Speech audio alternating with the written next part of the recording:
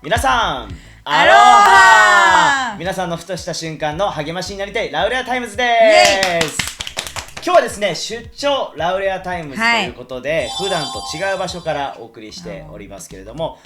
この場所の名前を言ってしまうとですね、誰がゲストなのか分かってしまうということで、それは後ほどお伝えいたします。はい。というわけでですね、皆さん、元気で、しおりは元気ですか？元気ですね、ラウレアタイムズね、夏休みということで1週間ちょっとお休みだったんですけれども、その間にね、皆さんが前回とかね、その前の見てない放送があったら、ぜひぜひね、見ていただけたらと思ってましたけれども、まだね、見てない方、本当にいいエピソードたくさんありますので、ぜひぜひチェックしてみてください。さあ、というわけでですね、今日のラウレアタイムズは前回告知させていただいた通りですね、ゲストと一緒にお送りさせていただきます。そちらに空いてるスペースがあります。誰が来るんでしょうかね。この場所を知ってる人はね、もうすでに誰がゲストかっていうのはね、知ってると思いますけれども、この場所がね、ヒントになっております。というわけで早速ね、お呼びしたいと思います。今日のゲストはこちらの方々です。どうぞ。芸人みたいな。半ば芸人のような。はい、ということで今日改めまして、本日のゲストは笠島夫妻です。イエーイ。どうも。お願いします。よろしくお願いします。実はですね、今日はこのゲストが誰だか分かっちゃうんじゃないかっていうこの言われる場所はですね、こちらのご夫妻のご自宅ということで、今回は笠島家からこの笠島別名笠島食堂から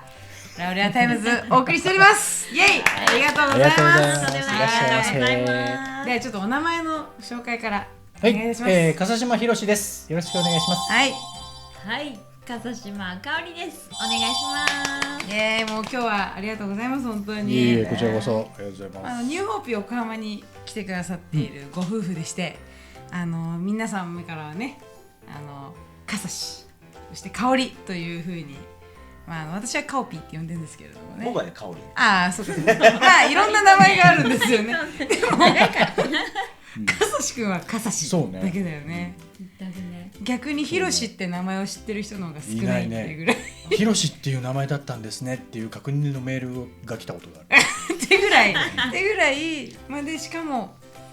カオピーも笠島になったにもかかわらず笠志くんって呼ぶっていう、自分も笠志なのにはい、ということでですね、今日もそんないつも通りの相性で進めさせていただきます。はい、嬉しいです。初めて見る方もいらっしゃると思うので、お二人の紹介をちょっと少しさせていただきたいと思います。まずはこちら笠志くんからです。平塚生まれ平塚育ち、中学生の時に友達に誘われたのがきっかけで教会へ行きまして、教会のキャンプでイエス様を信じてクリスチャンになったということで、その後働きながら進学校で学び、そして教会で伝道師をしたり、また仲間と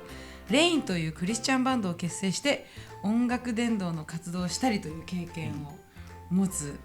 素敵な歴史を持ったで、現在はウェットスーツを制作する職人さんということで、3年前にね、この美しい笠島かおぴーと結婚してからは笠島食堂として得意の手料理をご自宅でゲストに振る舞っているということで、正式なお店ではないんですけども、若者や家族が集まる場として開放してくださっています。今日も実はね、ですね、撮影前に実は美味しいご飯をいただきました。もうこんな感じですよね。どんな感じだよ。撮影忘れちゃいそうになって。いや、本当にリラックスして今日お疲れ様でしたみたいな。危ないとこだったよ。危ないとこだった。はい、そして、こちらの奥様かおぴーはですね、新潟生まれ新潟育ちということで、お家がもともとクリスチャンホーム、みんなクリスチャンの家族の中で育ち、高校の時に、かおぴーもクリスチャンになった。そして大学で上京し、そのまま就職、幼稚園や保育園の先生をして、現在は親子の遊び場のスタッフとして、働かれています。一昨年子宮にがんが見つかって昨年手術を受け、早期発見だったということもあり、今のところは転移も見つからず、職場にも復帰してこの通り元気にしていますということで、いやーもうこのような素敵なご夫婦です。笠島夫婦、本当に今日はありがとうございます。しかも今日はこの服をね、あら、ペアルックだ。妻の指示です。でも夫の趣味です。趣味です。このお二人も本当に全然違うバックグラウンドをお持ちで、でもまあどうやって結婚してっていうところもちょっと気になって、またこの笠志くんの素敵な趣味も皆さん気になるところですけれども、本日はそこはちょっと置いといて、まあ、今日お送りするテーマはこちらでれん。多分ここ自分のことが好きですかということです。どうですか皆さん、自分のことは好きですか？なんかこう好きとは思いたいけど、こう声を大にして自分大好きですっていうのはまだちょっと言えない自分がいるね。なるほど。確かに私も大はつかないけど、まあ嫌いじゃない、好きみたいなちょっとツンデレみたいな、嫌いじゃないわみたいなそう私自分のこと嫌いじゃないみたいなところありますけれども、お二人はどうですか？笠志くんどうですか？僕今好き。今好き。はっきり言える。今は好きだなって言える。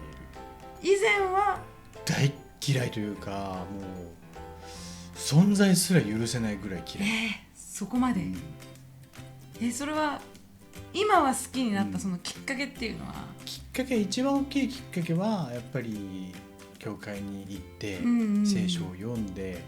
神様を信じたっていうことが一番大きいきっかけではあるね。じゃあその大嫌いだったっていうのはどれぐらいの時？長くなるぜもう本当に子供の時からなんだけど、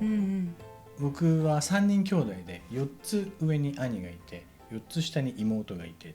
でこの上の兄はすごく体が弱くてひどい喘息持ちで、ちょっとなんかあるともうすぐ救急車で運ばれる。で親も連れて行ってしまう。で、妹は初めての女の子で、両親にとっても初めての女の子で、おじいちゃんおばあちゃんにとっても初めての女の子の孫っていうのですごい大事にされてたから、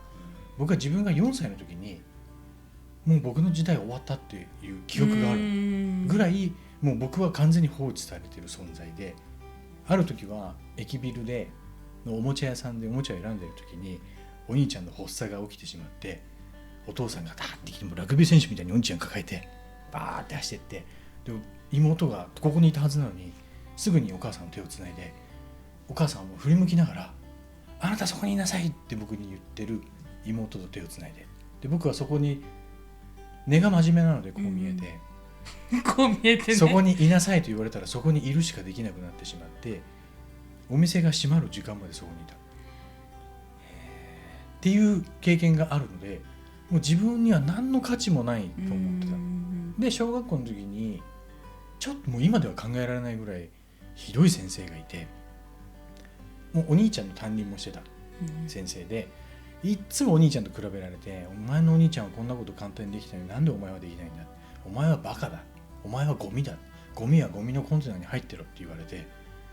ゴミのコンテナに入って過ごすような小学生時代があって、壮絶ですね。でしょ。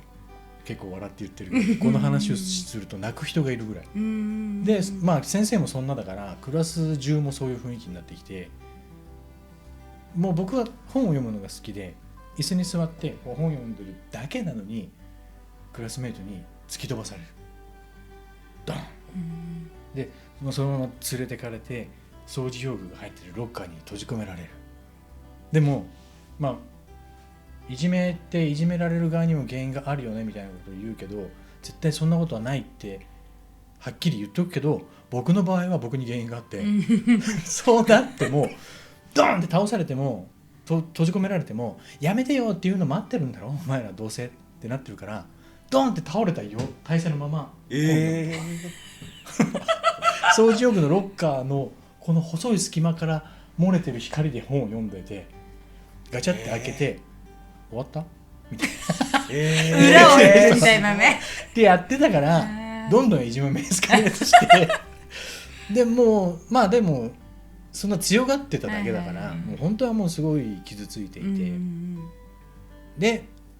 そんな小学生時代だったんだけど、お父さんが家に帰ると家で仕事をしてる人だったのでいて、お父さんは全てを受け入れてくれる。僕がどんなに傷ついて帰っても泣きながら帰ってもそれについてあまり触れずに、じゃあ一緒にご飯作ろうか、一緒にホットケーキ焼こうか、一緒に散歩に行こうかって言ってくれてた。だから大丈夫だった。でもそれが中学2年生の時に父がくも膜下出血で急死しちゃうのね。そうするともう自分が今まで 100% 頼ってた対象が突然本当にろうそくの火が消えるようになくなってしまうと、どうしていいか分かんなくなって自暴自棄になっていって、自殺未遂も何回かして、こう思いつく限りの悪いことをしてやろうと思って、悪いこといっぱいしてたんだけど、さっきもちょっとね紹介の中で言ってくれたけど、中学の同級生に誘われて教会に行ったら、もう全く今まで触れたことのない世界がそこにあって、愛してるよ、神様があなたを愛してるんだよって言ってた。で教会の先生も同じようなこと言ってる。でキャンプに行ってみたら、キャンプで初めて会った先生が聖書を開いてくれて、私はあなたを愛してるっていうメッセージがあるんだよ、聖書には。私の目にあなたは高価で尊い、私はあなたを愛してるっていう聖書の箇所があるんだよ、知ってる？知らなかった。もう当然知らなかったし、そんなこと言われちゃう俺みたいなって思ったのはお父さんは確実に僕を愛してくれてたっていう感覚だけは残ってたから、なんとなく愛される価値はある人間だとは思ってた。でも久しくその愛してるということを聞いてなかったからちょっと戸惑ったけど、やっぱり俺愛されるよね愛されてるやっぱり俺って思って、でもどうせ裏切るだろう、どうせいなくなるだろうと思ったら、また違う聖書の箇所を開いて、草は枯れ花はしぼむだが我らの神の言葉は永遠に立つっていう、絶対にこれは裏切ることがない方が愛してるって言ってるっていうことが大きなきっかけになって、それで神様を信じて俺はクリスチャンになろうって決心したところかな。なるほど。長くなっちゃったいきなり。その小学校時代、そういうこう本当にゴミ箱にも入れられちゃったりして、だけど神様と出会って、神様のそのお父さんはそれこそ人間誰でもね、死があるからなくなっちゃうけど、でも永遠に変わらない神様の言葉で改めてこう愛に立ち返ったっていう感じ。いや、ありがとうございます。それで今は自分のことがそうね、今好きって思えるのは結婚したこともやっぱり一つ大きくて、本当に神様を裏切らないっていうのはもう聖書を読んでいて分かったけど、人は裏切ると思ってたけど、この人は絶対裏切らないなっていう信頼、あとふじゃねえちょっとまともに話してるいやもうなんだろういやいや絶対使ってほしい絶対カットしちゃういやもう本当に普段言わないけど、普段言わないしあんまりそんな話もしないけど、僕が機嫌悪くてイライラして悪態をついても何もしなくても香りは変わらないんだよね。それがすごくその神様の愛に似てるなっていうのをすごく毎日感じている。なるほど。だからやっぱり私愛されてるってなっちゃう。なるほど、素敵ですね。でしょ。カオピーはどうですか？今自分のこと好きですかって聞かれた時ね、この質問されて今好きですかって言われたらちょっとかさしくほど即答はできないんだけど、でも今好きに正直に言うと今好きになってきてるかなって感じ。なんか意外ですね。意外だった。ですごい明るいイメージだから、どちらかといえばなんか自分好きって自分好きってわけじゃないけどなんかこう否定はしない感じ好きになってきてる感じかなっていうところで、私もあなたも素晴らしいっていうそれはね嬉しいけど、もう今ってことは本当につい最近まで自分のことは全然好きじゃなかったなって感じていたってことですか？もう好きじゃなかったよね。もはやもうそのあなたも私も好きじゃなくて、もうあなたは好きみたいな感じ。どんな感じだったんですか？そのもう要は自分に自信がなかったんだよね。でこのテーマを考えた時に何だろうって考えてて、でそしたらちっちゃい時妹の方が私よりちょっとこう勉強ができるとか、なんか運動ができるとか、運動っていうかスポーツ、まあ本当に普通にスケボーとかさ、なんか一輪車とか、そういうのが妹はすぐスッてできちゃうわけ。でも私はもう自転車乗るのもすごい傷だらけでやってたし同じようにしてるのになんか妹の方がちょっとこうできるんだよね。もう一輪車は最終的に乗れなかったしそうだったんだ。そうそうでまあそれはいいんだけど、でも結局自分できないでしょ。で妹はできるでしょ。でできるとやっぱ周りの人がすごいねって褒めるじゃん。でそこで別にできないからお前ダメだなとは言われないんだけど、できる人ってやっぱ褒められる。でやっぱ喜んでるなみんなって思うじゃない。でも私はできないから周りの人は喜びようがないじゃないでフォローも別にいいんだよ、できなくてもあなたはあなただからみたいに別に誰も言わないから、なんか幼いながらになんかできる人っていいな、私にはみんなそういう顔はしないってまず思うようになってきて、だんだんできない自分がイコール勝手にダメだって思っちゃったんだよね。人を喜ばすことができないダメな人で、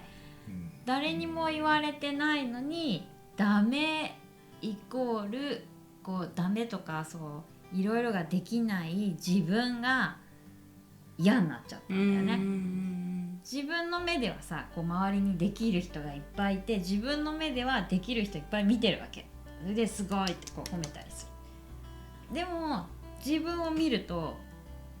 あれもできない、これもできない、なんでできないのみたいな、みんなみたいになんでできないの自分ってなっちゃって、もうやだなみたいな。勉強もテストとかも点数悪かったし、そうなんでってなってて、大人の時もでも結局それがきっかけっていうかもうそれが癖になっちゃったんだろうね。もう無意識にだんだんもう自分ができない、もうなんかよくあるなんかこれをしたら急にいろいろできるようになりましたみたいな、そういう劇的なきっかけは何にもなくてずっと割とできないままできて人付き合いっていう面に関してもあんまり上手じゃなくって、そう実はなんか意外ね。そうそれは意外って言われるけど、どこでもいけそうなのに人見知り激しかったし、学校でもそういう友達付き合いがあんまりうまくなかったんだよね。学校に行くまでにこう近い人と行くから結構同じクラスの子が近くに住んでたりすると、まあなんとなく家が近くてなんか友達になるみたいなそういうきっかけがあったけど、自分からなんかねえねえ遊ぼうよとかって言って友達は作れなかったんだよね。だんだん大きくなってもそういう風にうまくいかない自分にイラッとするし嫌だなって思って思ってた。褒められることもでもさ、子供ながらにやっぱりこうできること褒められたりとかってする時もあると思うんだけど、思い返してもこれめっちゃ褒められたわみたいなのってないんだよね。怖いぐらいにこれはあの子が褒められた、これは妹が褒められてたな、これはあいつが褒められてたなとか。それは覚えてるの？それは覚えてる。それは覚えてる。だからいつか私もみたいにきっといつも思ってんだろうね、無意識に。だけど大人になっても、なんとなく自分は嫌な嫌いっていうか、嫌いまで言うのもあれだったけど好きじゃないな私っていうのはあった。それがこう今は徐々にやっとこう自分のことが好きになってきたなっていうふうにも最初言ってたと思うんだけれども、そこに至ったきっかけっていうのは大きく何かありましたか？こうだんだん変わってきて、今自分好きかもって思ったきっかけは、大きく分けて3つあって、1つ目が聖書、で1つ目は友達で、もう1つが結婚あの3つ、聖書、はい友達、結婚が、私を変えてくれるきっかけになったかなって思う。1つ目の聖書っていうのは、クリスチャンホームで教会行っててっていうのもあるけど、でも、やっとニューホープに行って自分で聖書を読むっていうことを、教えてもらって、それまで読んじゃいけないっていうわけじゃないんだけど、どうしてもなんかこう昔話の分厚い版みたいな存在にしか聖書を持ってなかった。分かんないですね。分かる。そう、子供用の聖書とかもあったし、あるけど、その日曜日に持ってってはい今日はここ読むよって言われて読むものだったから。分かる分かる。でも本当に、そんな感じであんまりこう文字しかない聖書っていうのが好きじゃなかったんだよね、だからあんまり自分で読んでなかった、でニューホープに行ってみんなでこう一緒に読むとか、こうやって読むんだよっていう、こう自分で聖書を読むことの読み方とか教えてもらって読むようになった、でそこで隣人を自分のように愛しなさいっていうイエス様の言葉があるんだよね。でそこでやっぱり一番私としては自分のことが好きじゃない、なのに隣人、隣人とも読むんだっけ、隣人を自分のように愛しなさいって書いてある。私周りの人好きだし愛することもできると思う。だけどなんで自分のように愛さなきゃいけないんだって思って、正直そこの自分のように愛しなさいはいらないみたいな思ってた。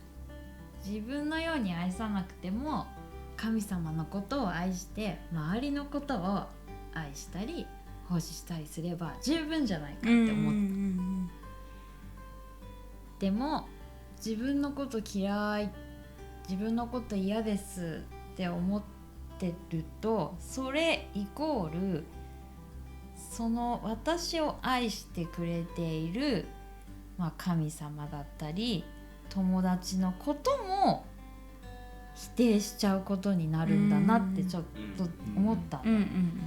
わかる？わかるわかる。それ嘘だよって言ってるような感じってことだよね。そういうことだからなんかそれはダメだな、大好きな神様のことも大好きなみんなのことも否定はしたくない、じゃあ自分のこと愛してもいいのかなとか、自分のことなんかいろいろできないダメな自分だけど、あれ自分のこと好きになってもいいのかなって思うようになって、で他にもいろんな聖書の言葉いっぱいあるけど、それですごく励まされて、なんか自分いろいろできないけど不器用だけどいいんだって思うようになった。でそれと同時にこういろんな友達と会ったりとか、教会でもいろんな人と会っていろんな出会いが与えられて、でそういう友達がもう本当に一緒に時間を過ごしてくれたりとか、一緒にご飯を食べたり一緒に遊んでくれたりとか、そうやって時間を過ごしてくれることもすごく嬉しかったし、もう最初はいやこんな私がみんなと一緒にいて、みんなが一緒に私と一緒にいてくれる、いやなんかみんなの時間を使ってしまって申し訳ないって思う。いろいろなんか仕事とかもして悩んだりとかする。でもそういう時になんか友達とかに相談したいんだけど、本当に聞いてもらって、最近どう大丈夫って聞いてもらって、でも最初は大丈夫ってすぐ言っちゃってた。自分のネガティブなこと、あんまりこう話しにくいようなことをみんなに話したら嫌われちゃうって思う。それが結局怖くて話すのが難しかったし、だけど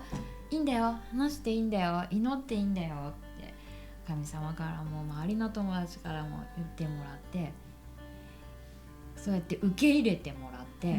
あ、自分って受け入れてもらえる存在でいいんだ、私じゃあいいんじゃないみたいな、うまく言えないけど私この私好きになってもいいんじゃないか、かなって思ってきたんだよね。だから本当にそう聖書の言葉もそうだし、そうやって周りの友達の存在もすごく変わっていくきっかけになった。で3つ目は、結婚はかざしたんですね。はい、やっぱり今こうやって聖書の言葉とか友達によってちょっとずつこう私が変えられてって、自分のこと好きになってきてるって言ったけど、本当その途中でかさしくんに会ったから、またなんかまずいこと言ったらかさしくんに嫌われちゃうっていうのがまたダーンって出てきちゃって、私が勝手にかさしくんの声のトーンが下がったとかちょっと間があるとかなんか私なんかまずい LINE しちゃったかなとか、思い返してとか電話してる最中でやばいとかどうしよう、やばい言っちゃった、取り返しのつかない、どうしよう、これがもう付き合いが終わってしまう、嫌われてしまうみたいにどんどんわーってなってっちゃって、めんどくさかったと思うんですよ。でもすごく芝居とか、そういうのがあった中で一番大きなきっかけ、変わるきっかけがね1個あって、ニホープ横浜に、ゲストスピーカーが来て、パスターロンが来てくれて、でその時の、礼拝にかざしくんも来てくれてたんでね、で一緒に礼拝を出た。でそのメッセージの途中でじゃあ皆さんちょっと隣の人に言ってくださいって言った言葉が、あなたを諦めないっていう言葉を隣の人に今ちょっと言いましょうって言って、で私もいつものように、隣にかぞしくんがいたから、あなたは諦めないって言ったんだけど、そしたらかぞしくんが諦めるわけがない、諦めないって帰ってくると思ったら、諦めるわけがないって言われて、ってなって、でもそれはすごく衝撃的だったかな。諦める選択はないよっていう強い宣言というか言葉をもらった時に、もうそこで不安が一回ダンって切れたんだよね。本当にやっぱりその言葉、諦めるわけがないっていうまさかの言葉だったり、もうそういう友達の大好きだよとか、いつも励ましてくれる、頑張ってるねとかっていう励ましの言葉で、もう聖書のもうあなたを愛しているよっていうメッセージのたくさんの言葉がいっぱいいっぱい私の中に溜まってて、ちょっとずつ今自分を好きになってっている。だから本当に言葉、いい言葉ってもう人生を変える、心を変えるし人生を変えるなってすごい思っているわけなんですよ。なるほど。はい。だからすごくバーッと喋ってしまいましたが、ちょっとここであえてそんなね、お二人にお聞きしたいんですけど、逆に質問 MC 交代ですかちょっと乗っ取りで今日は乗っ取りで、ちょっと乗っ取りで、そうやって私がいい言葉とかみんなの励ましで変えられてたって言ったけど、2人はそういう励ましとかいい言葉もらって変わってったみたいな経験はありますか？ありますか？いやでもね、それこそ僕は最初の自分の人生の中で最初の新旧両訳入ってる聖書はカオリンからもらってる。あ、そうなんだ。そうなんだ。覚えてるか分かんないけど忘れてた。忘れてる。励まされたわ。忘れてるこの人。いや思い出した。白い思い出したってことは白い忘れてたあ違うグレーグレー違うじゃん。カットカット。いやこれは使いましょう。ここは使うこれは使いましょう。本日2回目の方です。そうそうへー手紙と一緒になんかそのその時にヒルソングユナイテッドが日本に来た時で、ワークショップみたいなのをやって、でそのワークショップに出た時になんかそのベースを弾いてた人が君に神様がこれを語ったらいいよって言われた言葉があるんだよねって言われたのが詩篇だったんだよね。で僕その時サーファーズバイブル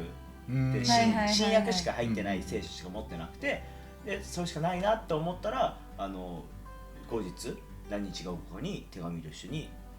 聖書をくれたの。素晴らしい。そうそうそう覚えてなかったのね。それがでもなんかやっぱそれこそ嬉しかったけど、なんか自分はそういうふうに良くしてもらうっていう価値があるっていうふうには思えてなかったから、だからなんでこんなふうにしてくれるんだろうって嬉しいけどっていうのはあったね。でそれから少しずつ変わっていくかもしれないけど、でもやっぱ今でもそういうところって自分にはあるなと思う。なるほどね。別になんかすごいそれ絶対嘘だとか否定はしないけど、でもなんかね、はいはい、素直に相手からの励ましとか、何か自分に与えてくれるものに対してなんかありがとうっていうよりかも、そんな申し訳ないですっていう方が出ちゃうのはあるね。確かに。しおりはある。でもやっぱうちも教会の中ですごい円満に育ったというよりかは、ずっとやっぱ野球やってて、すごいそういう罵声とかなんか矢尻の中ですごい育ってきたから、なんか結構教会の中ですごい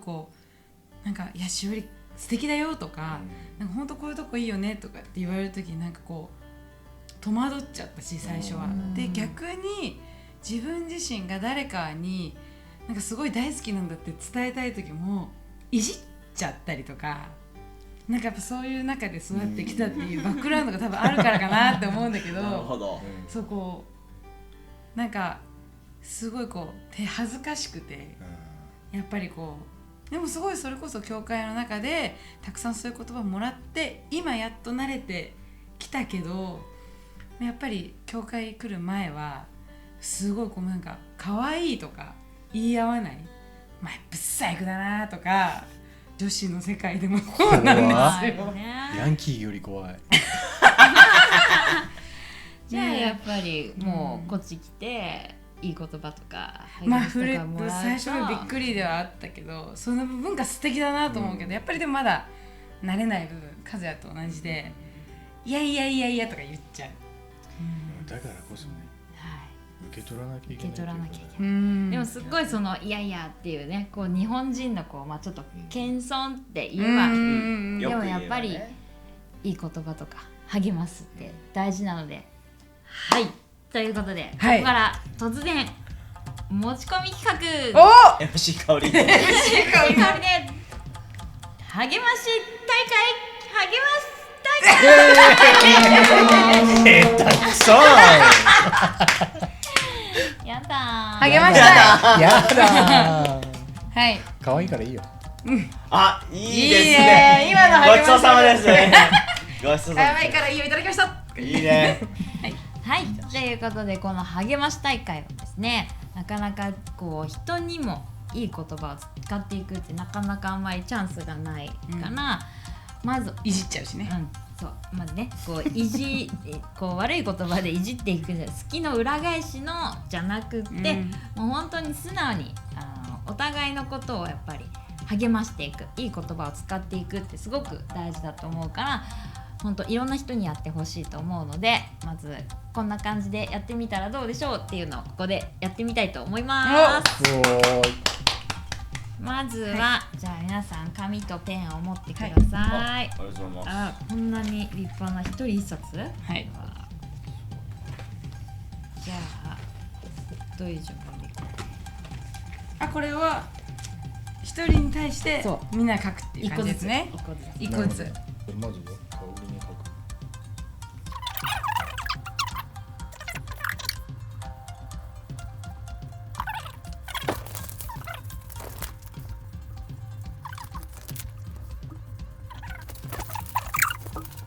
じゃあまずじゃんけんね。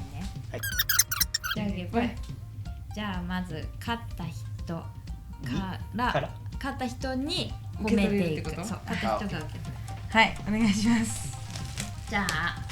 じゃあちょっと私が大好きなドラマであるんですけど、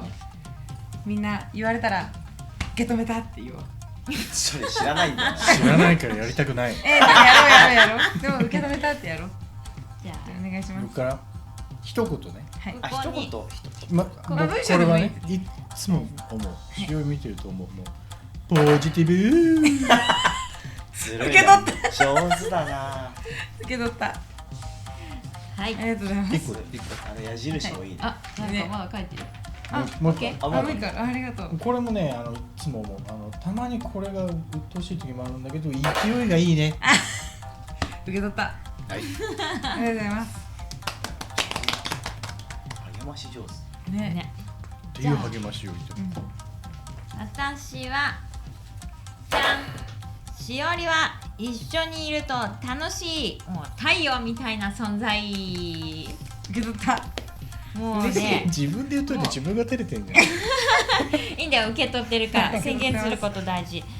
もうね、なんかありきたりな文章だけど、もうね、いてくれるだけで楽しいし、もういたら一緒にちょっと喋りたいなって思うし、なんか 1,2 週間会わなかったらなんか俺最近来てなくないみたいな感じで来てほしいなってなるし。嬉しい。言ってるね。家でよく言ってる。もう本当にもうもちろんしおりもね上がったり下がったりあると思うけど、でもいつもこう大きく近くにいる存在、あったかい存在の太陽です。受け取ります。受け取ります。言ってください。熱い熱い。いつもありがとう。じゃあもういっか。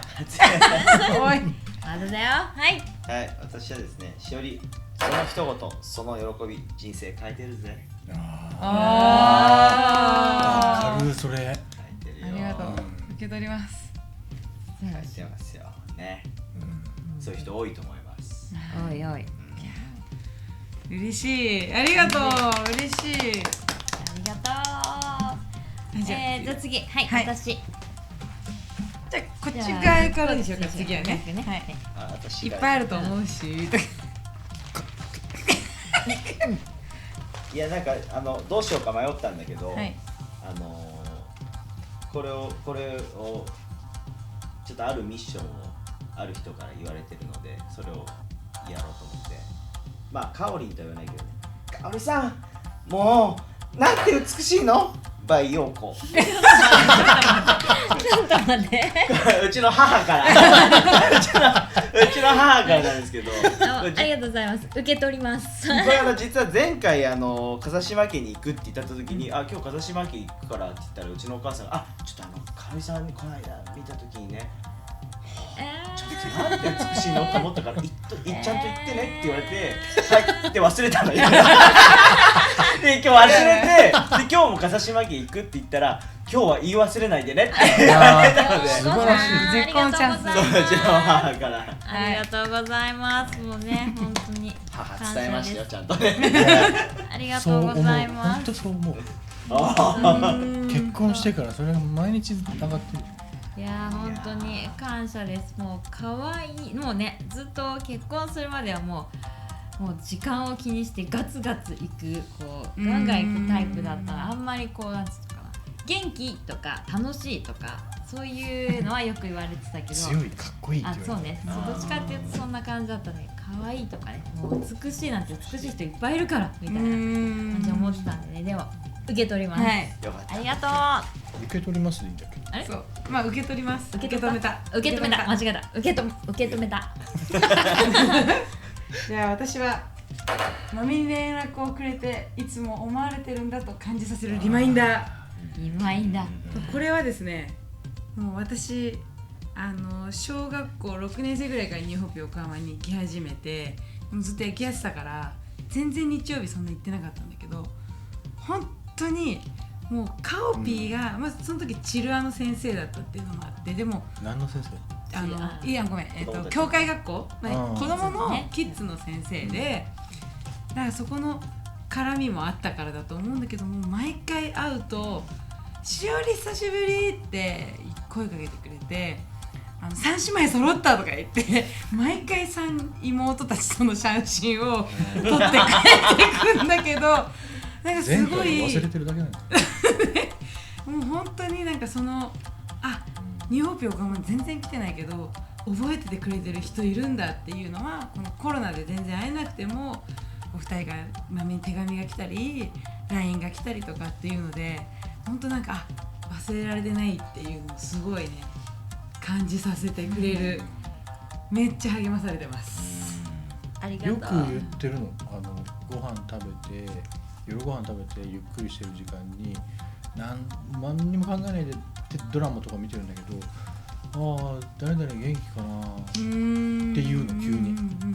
で急に言ってて、しばらくすると何日に食堂来るかなみたいな連絡取ってるんだよね。そう連絡を取るってのは本当に豆ね、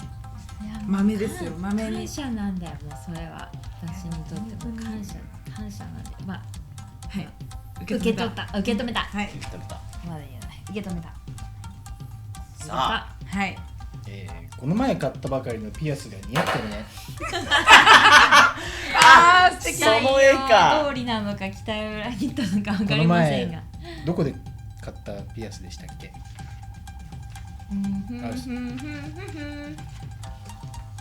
そうなの。なるほど。お友達が作ってるピアス。そうなんだ。中にね本物のお花が入ってる。選んでこれがいいねって言って買った。これね選んで2つすごいいいのがあって悩んでて、そうで選んでいただいた。今日それにして正解だったなと思って。私もさっきから耳元綺麗だなと思っていました。ありがとうございます。似合ってる。はい、受け止めた。香りは、いつも忠実だね。何をやるにしても、手際のいい悪いは別として本当に、僕はスピード重視で片付けとかご飯の支度とかそういうんだけど、香りはもうでも遅くても忠実に。キッチンがいつも綺麗なのは香りのおかげであるし、家もいつ来ても誰を迎えることができるっていうのはやっぱり香りのお片付けするっていうその一個に対する忠実さだと思う。ありがとうございます。ありがとうございます。さすが。以上。はい。次は3番だ。やっぱゲストが最後にね。そうですね。やだ。じゃあ瀬能さん。はい。君からじゃあこっちから。はい。今日この撮影の準備をしながら見ていた時に感じたことで、焦点みたいな感じじゃない細かなところまで気がつくね。なんか意外とそんなことないと思ってたの。大雑把かなと思ったんだけどもうそれこそ勢いかなと思ったんだけど、勢いじゃなくて本当に細かいところまで実はすごく見てて、俺では分からないところ、俺が見てないところもしっかり見て、しっかりやってるなーっていうのを今日感心しながら見ておりました。受け止めた。あとはまだ場を明るくする炎よね。月でそれあれだな、なんか欲しいな。 T シャツにする？いいね。違う。いいね。本当ですね。こういう T シャツ、場を明るくする炎よね。いいね。いいね。それ T シャツにしたいな。こういうバナーで背中にね。はい、そんな感じです。受け止めて。受け止めた。はい、じゃあ私じゃん。和也くんは場が和む、雰囲気作りが上手。本当に。本当ね。それはすごくもういつ何時もそう思います。誰とでも、もう子供から大人まで、初めての人からもういつも会う人まで、もう誰が会っても和也くんってすぐ覚える、やっぱそうすごく人の心にこう入りやすいというか、みんながすごく親しみをもうすぐ持てる。悪い目してるぞ。やめんだなと思って微笑んで熱くなる。わかるさっきの人言ってた。それがね、受け取らないまあまあ今練習だから受け取らないそうね。はい、本当すごい上手だと思います。受け止めた。はい、いただきください。ありがとうございます。はい、私はお仲間しおりさん。全力で全てを分け与える優しさの極み。もう一番もうすごいいっぱいたくさんリスペクトしてるところたくさんあるけれども、もう強いて一つ言うとしたらもう本当に時間も労力ももう全てを全力でいろんな人にそれもなんか誰か一人に特別にとかじゃなくて本当に全員にしてるところが本当にリスペクトしてるし素敵だなって思ってます。いつも受け止め。ここ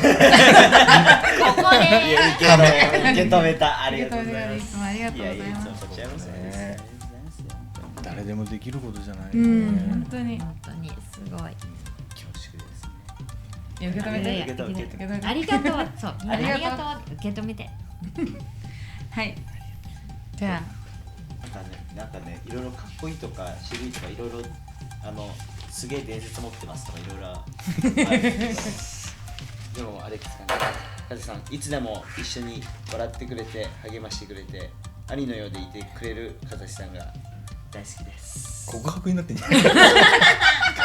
合格になる。それ受け止めていいのかな。受け止めていや受け止めた受け止めた受け止めたそうなんかね、そうなんだろうね、こう一緒にいるとこう一緒に笑ってくれるし励ましてくれるんだけど、でもねそれこそすごくもうすごく真面目じゃないですかね。そうなんです。そうだからなんか人のことを真剣に考えてくれるっていうか、なんかそういう真剣に考えてくれるっていうのがなんかこう一つこう何でもいいんじゃんじゃなくて、なんかこう兄弟のようにというかね、ある人にとってはこう兄さんのように、ある人にとってはまあお父さんではないけど、なんだろうね、なんかそういう寄り添ってくれるっていうのはね、でしかもこういつも会う時なんかそういう風にしてくれててすごく感謝だなって思って大好きです。ありがとうございます。受け止めたいいよかったかな。私は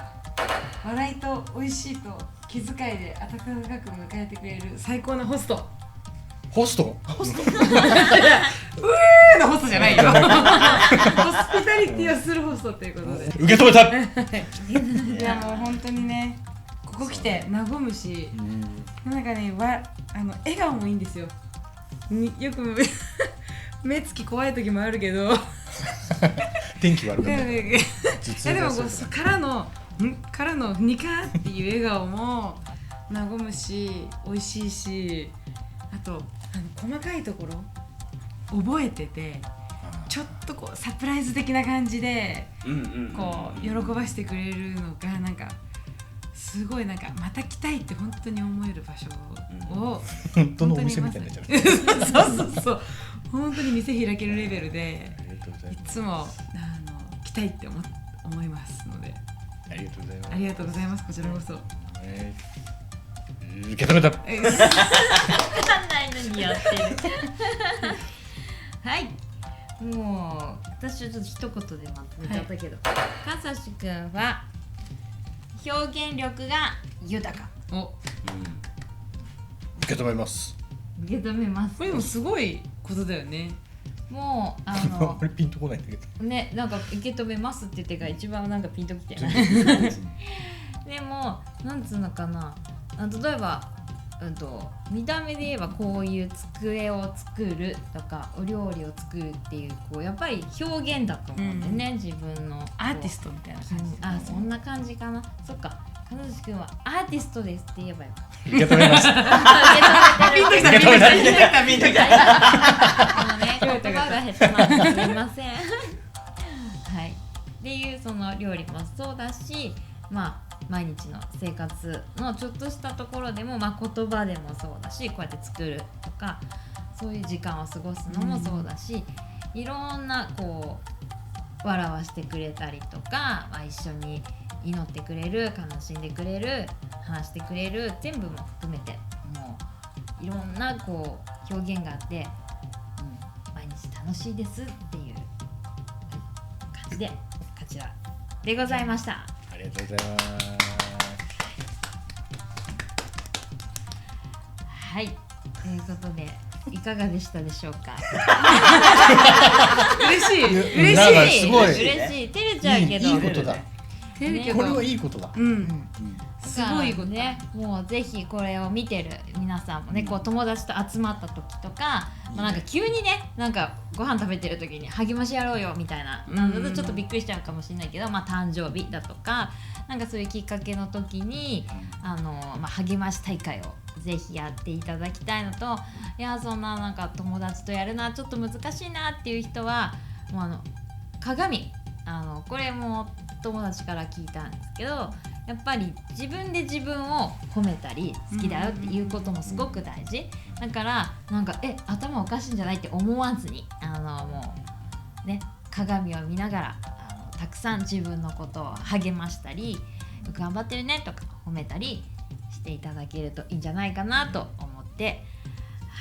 おりますので、ぜひぜひ皆さんやってみてください。楽しかったね。楽しかった。ということで励まし大会は以上です。イエーイ。はい、というわけでですね、今日は、笠島夫妻がゲストに来てくれてめっちゃ楽しかったし、僕ら自身もたくさん励ましを、受け取るというね、感謝な回でございました。受け止めたってっていうことですけれどもね。ね。ぜひね。まあでももしかしたらね、こう見てる人の中にはね、こうやって僕たちはね、お互いにこう励まし合ったりとかしてるけど、いや自分にはそういうね、こう励ましてくれる人が周りに近くにいないって思ってる人もいるだろうし、自分はね、こうそんなに例えば価値がないとか愛されてないとか思ってる人もいるかもしれないけど、でもこう笠さんが今日ね証ししてくれたその御言葉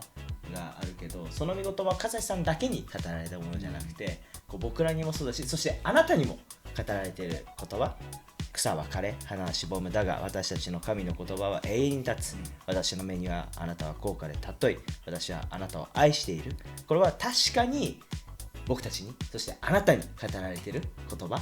今はこう自分のことをね、その愛されてる高価で尊いものっていう風に思えないかもしれないけども、この永遠に立つと約束されている神の言葉があなたにも注がれていることで、それをね今日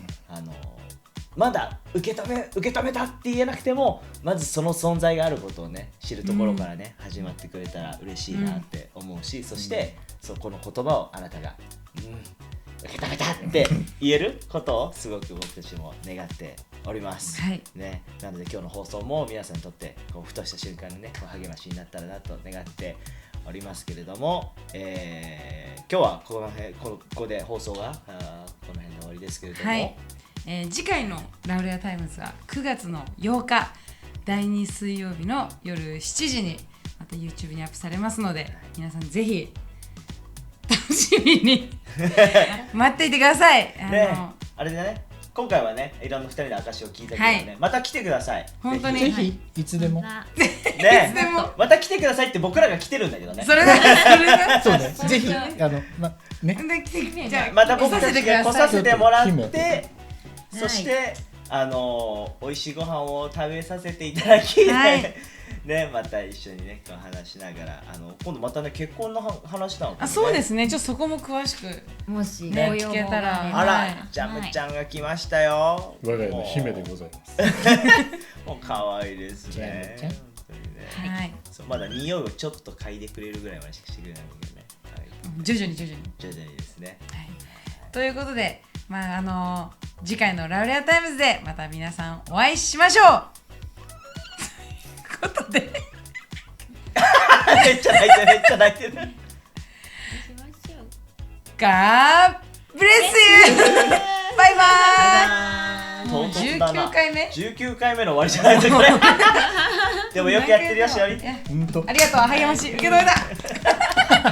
今の終わりでよかった大丈夫大丈夫これで終わりです。はいまたねー。